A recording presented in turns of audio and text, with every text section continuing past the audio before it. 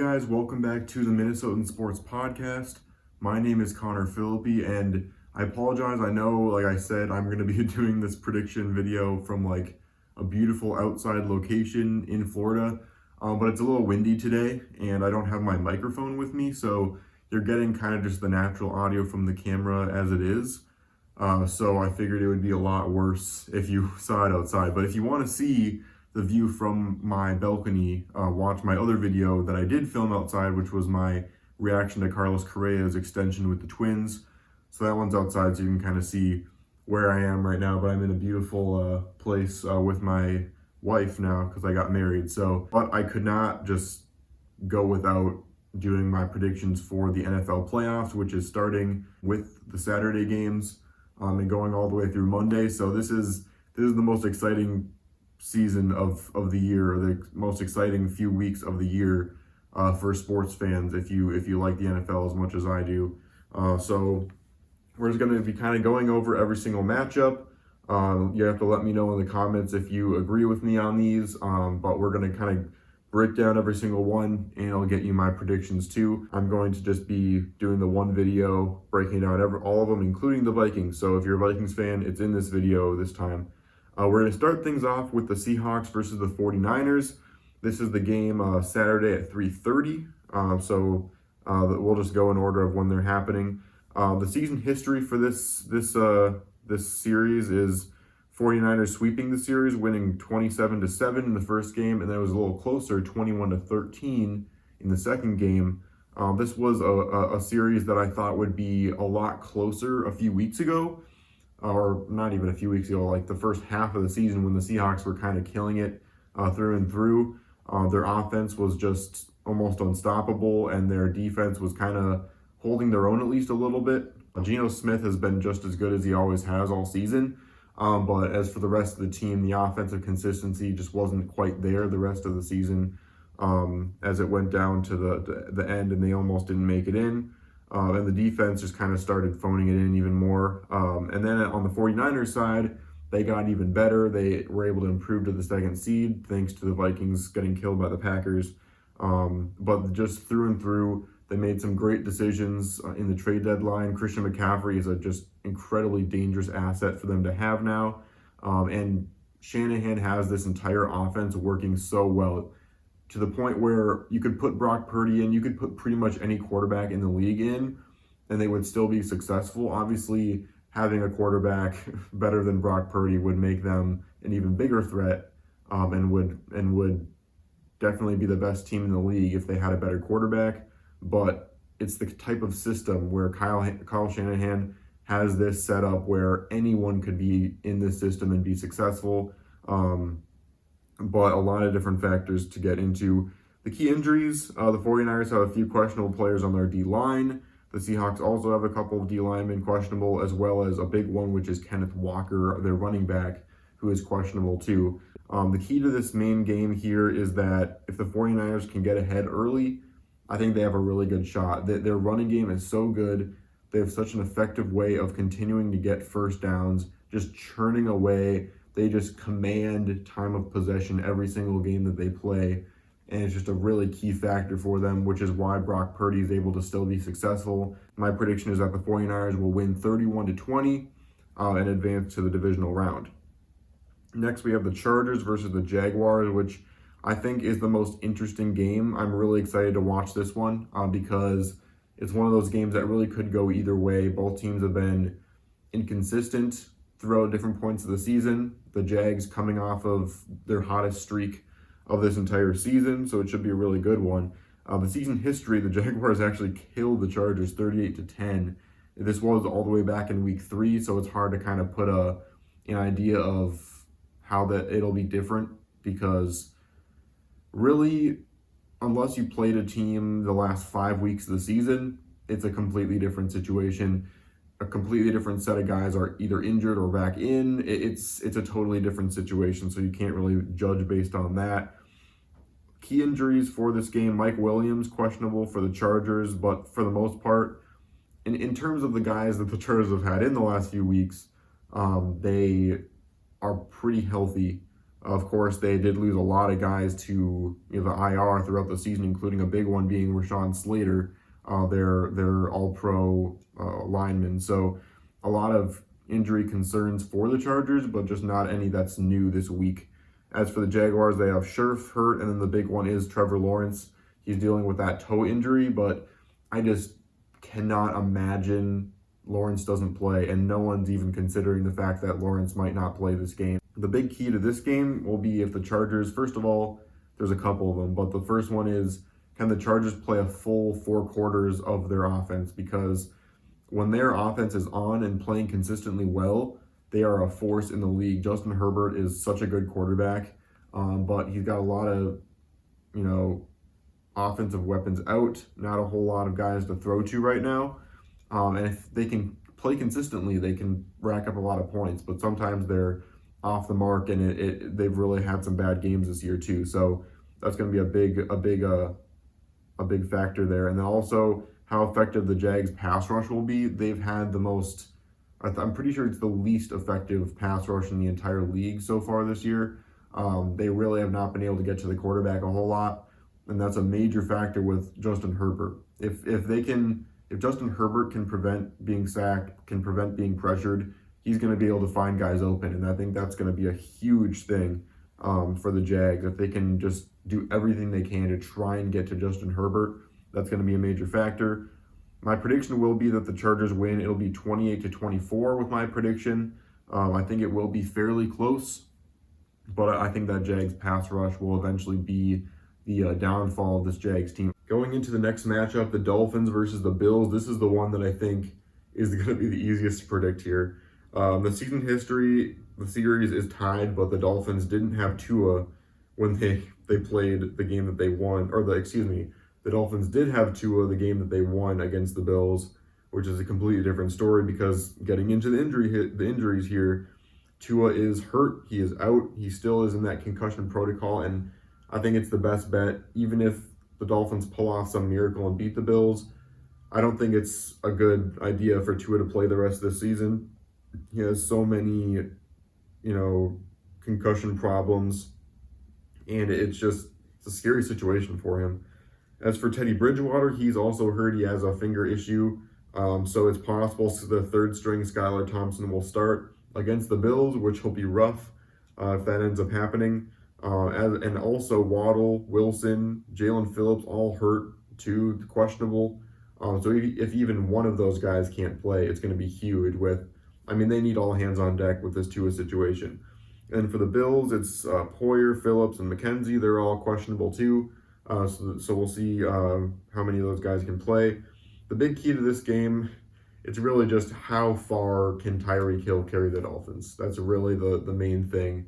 Can Tyreek Hill's speed, can his playmaking ability keep the Dolphins in this game? The defense also can potentially keep them in the game a little bit, but I don't see them winning this game. My prediction is that the Bills will win 30-17. With a fully healthy Tua in, I would think that this would be one of the better matchups of the playoffs, but I just don't think this one will be close for that reason. Getting into the Giants versus the Vikings, going into our second half now. So Vikings fans, this is for you. Wearing my Vikings shirt right now. And if you're not new to this if you're new to this podcast, it's called the Minnesotan Sports Podcast for a reason. I'm a diehard Vikings fan. So I'm going to try and be as unbiased as I possibly can going over this.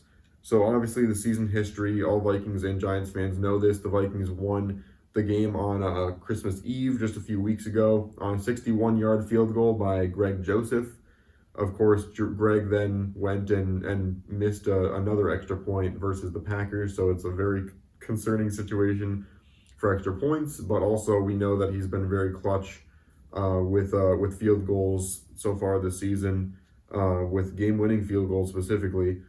But they won that game. The Vikings won that game. It was a game that the Vikings could have played much better, which I want to make clear. A lot of people saying, oh, well, it was a close game. If even one thing went wrong, the Vikings would have lost, and that's why they had the Giants winning in this playoff game. But keep in mind, the Vikings did not play well in that game. They scored 3 points between the second and third quarters. They had to do another comeback win. I mean, it's very possible the Vikings play a little bit better and win handily. But we'll have to see what happens here. The key injuries, though, are the main concern. Garrett Bradbury, the center, again, questionable. And then we've got Harrison Smith, questionable. Cameron Dantzler, questionable. I do expect Smith and Dantzler to play, or at least Smith to play. Bradbury, I'm not too sure. And then looking at some of the Giants' injuries here, we've got their center, Feliciano, is hurt. He's a questionable. Leonard Williams, questionable. Aziz Ojulari is questionable. And then we have Adoree Jackson. So a few guys on their defense are questionable for this game. But they also have some key guys back from the game that they played against the Vikings just a few weeks ago. They now have a few more guys available, so that'll be a major factor as well. The main key to the game is, can the Vikings offensive line hold up? Oli Udoh is playing now in place of Brian O'Neill, who went on the IR versus the Packers. It's just a really frustrating situation because that was a game that they got killed in, so it was like, it felt like it wasn't even, worth it for him to be playing in that game. But he played anyway, and he got hurt. He's on the IR.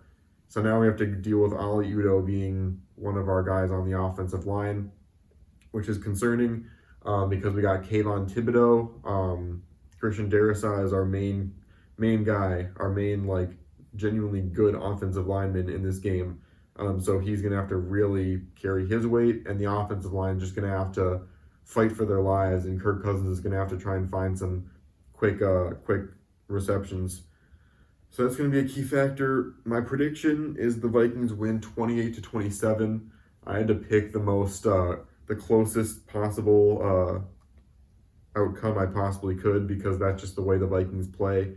I do feel, I'm never confident that the Vikings are going to win this season, but there's that feeling that no matter what the deficit is, no matter what situation they're in, they're going to find a way to get out of it.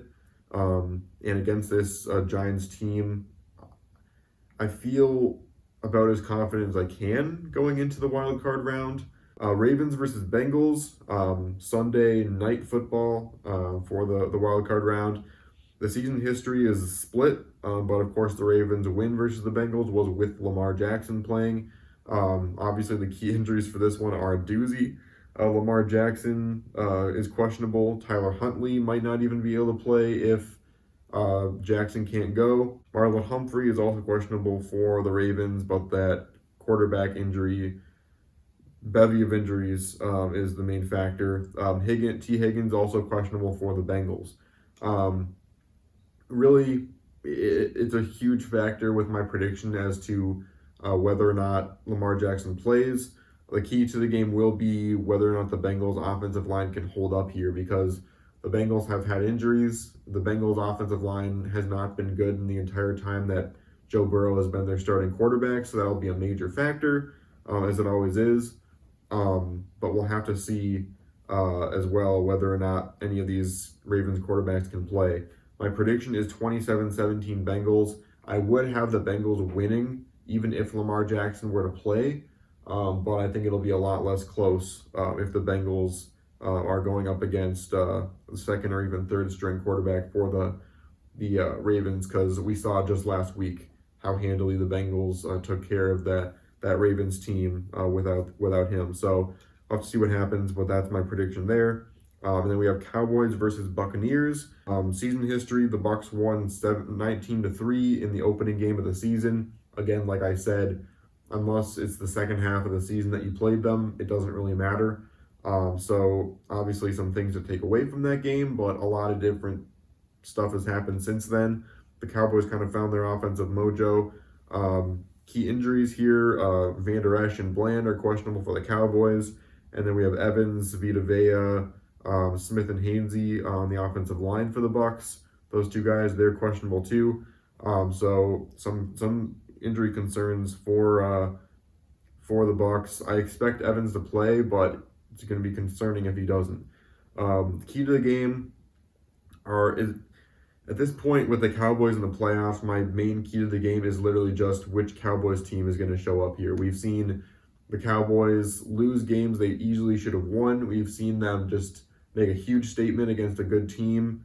This Cowboys team is going to have to overcome a lot of playoff history in the last few years if they're going to be able to get over that psychological hump and win this game. However, I do have the Cowboys winning 27-24. I don't expect them to get past the first round. It's even possible they don't get past the first round, but I do have confidence that this Cowboys team can at least beat the Bucs with Brady. We'll see if Brady can have that playoff revival. You know, you never want to play Brady in the playoffs, even with a team like this that is having kind of a rough go of it. But I do think the Cowboys will win. So there you have it. So with the predictions that I made, I did predict every home team to win except the Chargers over the Jags is the only difference there. So if this went the way I predicted it, the matchups would be the Chargers against the Chiefs, which would be a good second round matchup. And then we would have the Bills hosting the Bengals, which would be a rematch of that game a few weeks ago, except it would be at Buffalo this time. And then on the NFC side, we would have the 49ers hosting the Vikings. And then we'd have the Eagles hosting the Cowboys, which would be another really good matchup. So those are my predictions. Please let me know what you think. And again, kind of thrown off a little bit from my normal schedule, being in Florida and everything. I appreciate everyone staying with it and everything. So thanks again. Again, please let me know if you like this video. Please subscribe. I've got a lot of playoff content coming forward in the next few weeks. So thanks again, and I'll see you on the flip side.